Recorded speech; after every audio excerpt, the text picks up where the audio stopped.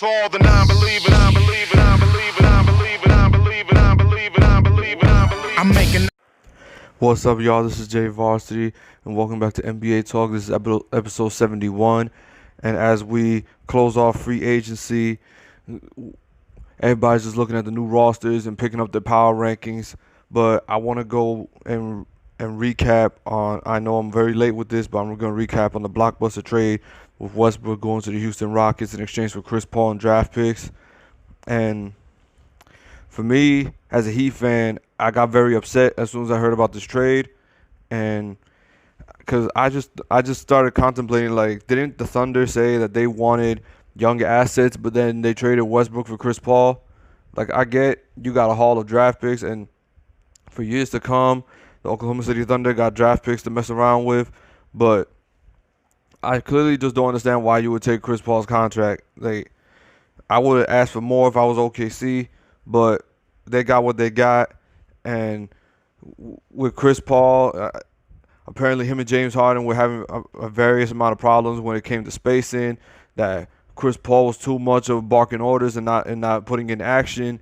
And James Harden apparently just kept getting more and more frustrated during the series with the Warriors with Chris Paul, like telling him that it's always drama, it's always fucking something with him, like. But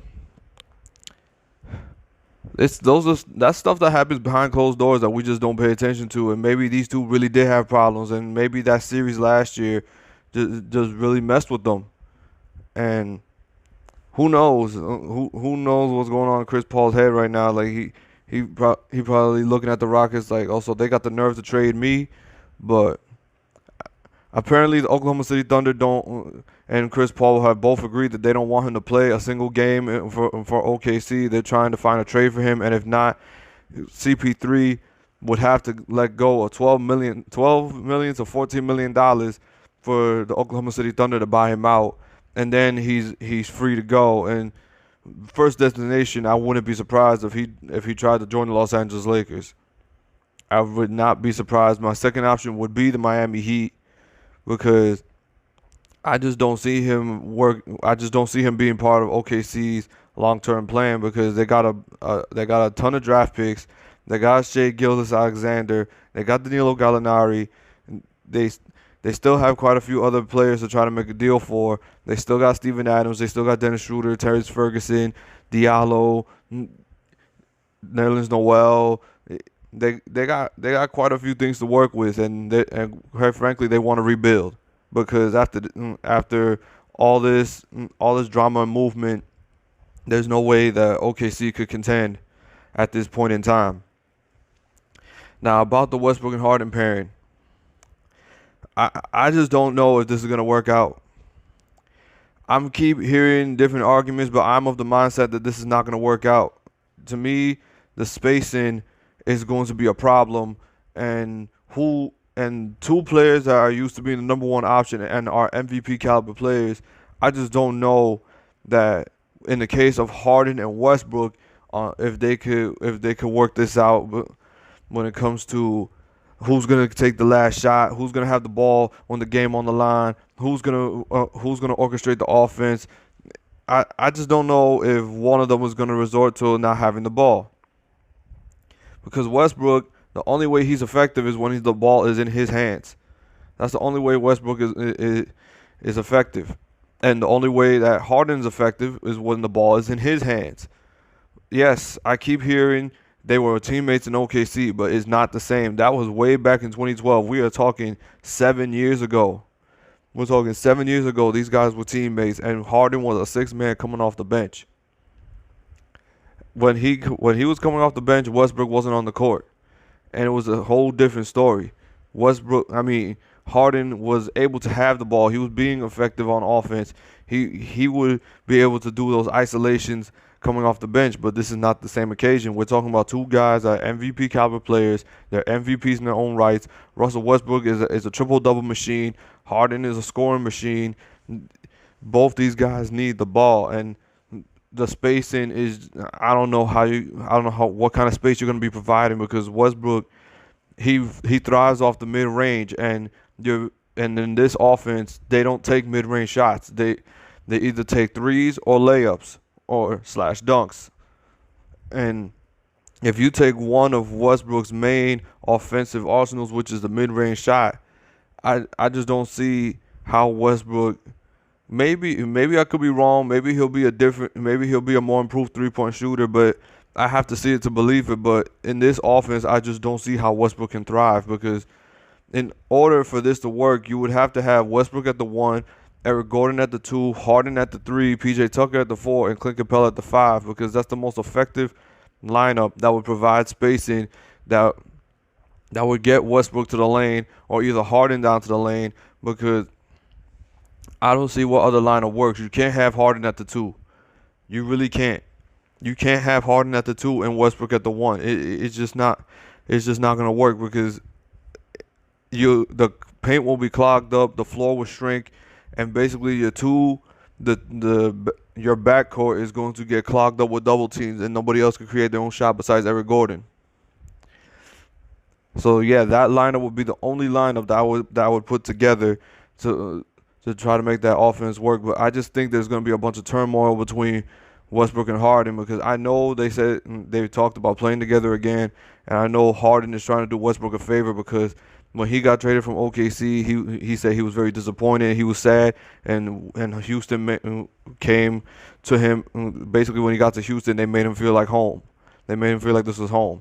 He's probably going to do Westbrook a favor, because he saw Westbrook was frustrated with the OKC organization, and I would be too if I got knocked out the first round for 3 straight years. But yeah, I have to see it to believe it. But me personally, I don't like this fit. I just don't like this fit. Not just because I wanted to see Westbrook on the Heat with Jimmy Butler, but I just don't see offensively how this is going to work. Now, defensively, I think Westbrook is an upgrade. I think Westbrook is a very capable defender. He has shown in the past couple of years. He's led the league in steals. I think he's an upgrade from Chris Paul when it comes to defensively. So you can put him on certain point guards. Maybe he'll do better, that he doesn't have to carry so much of the offensive load. Maybe he'll focus more on defense. But at this point, I just got to see it to believe it. A lot of people have got their power rankings when it comes to these teams in the West, when it comes to the Lakers, the Clippers, the Rockets, the Jazz, the Portland Trail Blazers, the Golden State Warriors, the Denver Nuggets, the San Antonio Spurs. But for me, I don't know if I could put a power ranking, but for me, I think the Lakers and the Clippers are going to be battling for the number 1 seed. The number 2 seed is going to be either the Lakers or the Clippers. So they're gonna be the 1 or the 2. The 3, I got Utah. I got Utah being the 3. I got Denver being the 4. I would have to say Houston. I got Houston being the 5th seed. I can see Houston being the 5th seed unless they show me otherwise. I got Golden State being the 6th seed. I got Portland being the 7th seed, and I'm fighting between the Pelicans or the San Antonio Spurs. Because I don't know. I just can't count out the Spurs. But something tells me this Pelicans team is going to be very interesting to watch, and they might just make the playoffs. But Anthony Davis, I watched his press conference. I watched his press conference on YouTube, and it was just, I like his confidence. I really do. I really do like his confidence that he likes what the roster has, and he likes the capability of the roster. I was very intrigued by what Anthony Davis had to say, and I feel like he wants this to work. He really wants this to work. This is, to me, on paper, this is the best team that Anthony Davis has ever played on. This is by far the best team he's ever played on.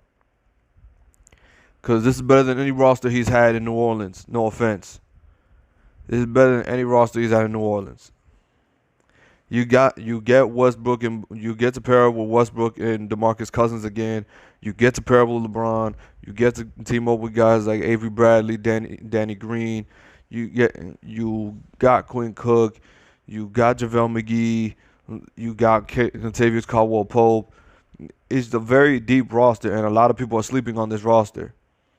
People are sleeping on this roster because of the fact that the Clippers got Kawhi Leonard and Paul George to go along with Patrick Beverley, Lou Williams, Montrezl Harrell, Shamit, Zubac. They just really, it's a really a divided argument between who's the better roster and who's the better team. But I think the Clippers are slowly, to me, I'm just saying in my opinion, like don't get, I'm not trying to show no disrespect, but I think the Clippers are getting a little overhyped just because they got Kawhi Leonard and Paul George. I feel like they're getting a little too overhyped because, yes, on paper, this is a deep and very defensive-minded roster. They're going to be great. I'm pretty sure this team is going to be great. Like I said, I got the Lakers and the Clippers fighting for the number 1 and number 2 seed. But I just feel like a lot of pressure is going to be on the Clippers because of the fact that they got these caliber players and you got Paul George away from Westbrook. I don't know. If they are not one of the top seeds in the West, I'll be surprised. I'll be surprised, but I just feel like the pressure is beyond exponential when it comes to the Clippers because people are saying that they're the championship favorite. So how do you go from a team that's never been to the Western Conference Finals to saying championship or bust? A team that has never been past the second round, you're saying championship or bust. I get it. Kawhi Leonard is a reigning Finals MVP. He's a 2-time champion, but Paul George hasn't been to a conference finals since 2014, and that was in the Eastern Conference. And we're talking about the West, and the West is pretty damn loaded. Because I think, quite frankly, if you want to agree or disagree, I think if they played a team like Utah in a playoff series, I think Utah could give them a run for their money. I think Utah, Denver, the Lakers, I think they could give them a run for their money, especially Utah. Utah and Denver could give them a run for their money because they're great defensive-minded teams. They have great point guards. Patrick Beverley is a great defender, but I'm just saying, like, something's telling me that a lot of people are putting too much pressure when it comes to the Clippers. The Clippers, how can it, I get it. A great GM when it comes to Jerry West, a great coach in Doc Rivers, a championship level coach. But the pressure is just beyond exponential when it comes to a team that has never been to the Western Conference Finals to saying that they're going to win the NBA championship. And like I said, I wouldn't be surprised if them and the Lakers are battling for the 1 and 2 seed. The Portland Trailblazers, to me, they took a step back. The Portland Trailblazers, to me, took a step back. I just don't see where they're gonna improve because the Western Conference is only getting better, and with all these duos in the league and with the addition of Westbrook and Harden, it's like, to me, this is the year where Damian Lillard and CJ McCollum, they gotta be on their A game to make sure Portland stays afloat.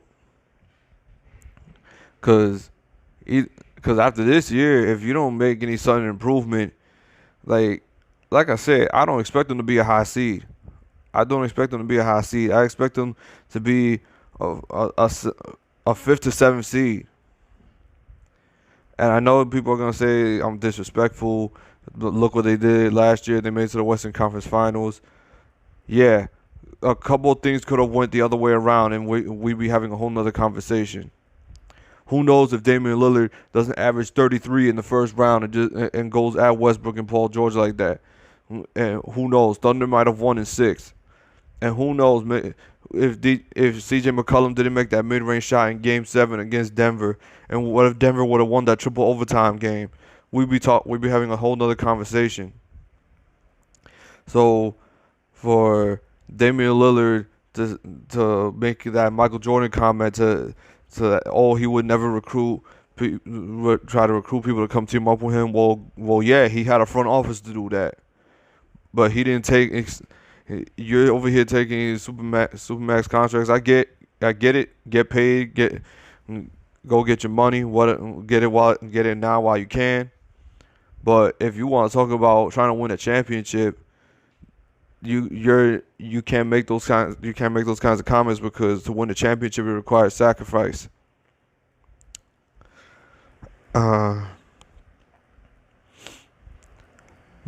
Marcus Morris backed out his deal with the Spurs and joined the New York Knicks. So yeah, the Knicks got another power forward.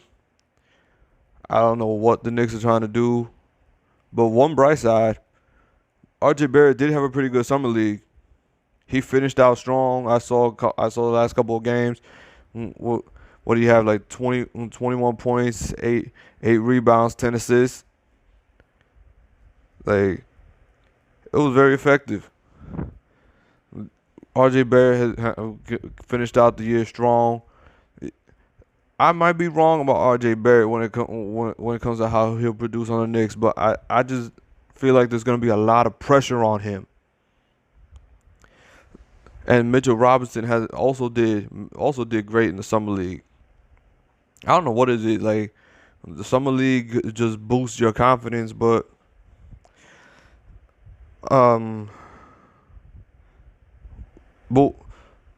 moving on to the team next door to the New York Knicks, the Brooklyn Nets, which was KD apparently did not inform anybody besides certain people on the Brooklyn Nets that he was going to sign with the Nets, and quite frankly he took a chance. Like, but honestly, I find this story hard to believe. Like, how do you not know if a superstar is going to sign with your team? Because apparently he had already planned to sign with the Brooklyn Nets months even before the playoffs. Apparently, even before the playoffs, he already had his mindset on the Brooklyn Nets. And the Brooklyn Nets to me, I need to see in a year. I think by next year, they should be one of the top teams in the Eastern Conference. They should automatically be one of the best teams in the Eastern Conference. And speaking of the Eastern Conference, with Giannis Antetokounmpo, he apparently told Bucks fans not to call him MVP until he wins it next year. And another statement he made, and I saw it on Bleacher Report, that he said that he's at 60% of his potential. I can't wait to see what Giannis is going to look like next season. I really can't wait. I love watching Giannis play. He's an exciting player to watch when it comes to his versatility, how he is on defense, his ability to adapt and take the three-point shot whenever they give it to him. He's not afraid of that. He's not like a certain individual in Ben Simmons, which on other news when it came to the Sixers, when I heard Tobias Harris in an interview, he said he played Ben Simmons one-on-one and he hit 2 straight threes in his face, and that just made me say, what? We're talking Ben Simmons, right? We're talking Ben Simmons. A guy who does not want to shoot the basketball hit 2 threes in your face? Something tells me that Ben Simmons, the reason why he's not going to play in the FIBA World Cup is because he's working on that shot. Now, I need to see it to believe it. I need to see Ben Simmons take those shots. I need to see Ben Simmons take those shots. And Anthony Davis, at the same time, he don't want to play in the FIBA World Cup either, because he's officially locked in. He's officially locked in into championship mode, especially when he made the statement, I put our roster against anybody in a 7-game series, and I believe we'll come out on top. This makes me so excited for next year's NBA season, and for this coming NBA season. It just makes me so excited, and I can't wait for it to start. I really can't. I really can't wait for this to start. But when it comes to the Eastern Conference, my top teams as of right now, I know people are gonna say, "Oh, look, the Sixers improved and all that," but I still got Milwaukee as one of the better teams, as one of the best teams in the Eastern Conference. I got Milwaukee, Philly. I I got Milwaukee, Philly. I'll add Brooklyn once KD come back. You can't count out Boston because Boston still got some of their pieces, even though they lost Kyrie Irving, Al Horford. They lost Aaron Baines. They lost Marcus Morris, who was a key player coming off their bench. We have to see how Boston does, but I'm still gonna add them, but not as a top team in the Eastern Conference. I want to put Miami in the mix because Jimmy Butler and how great defensively Miami is, how great Eric Spoelstra is as a coach. You can't count out Pat Riley and Jimmy Butler. He a baller. Jimmy Butler is a baller. He's just a straight hooper.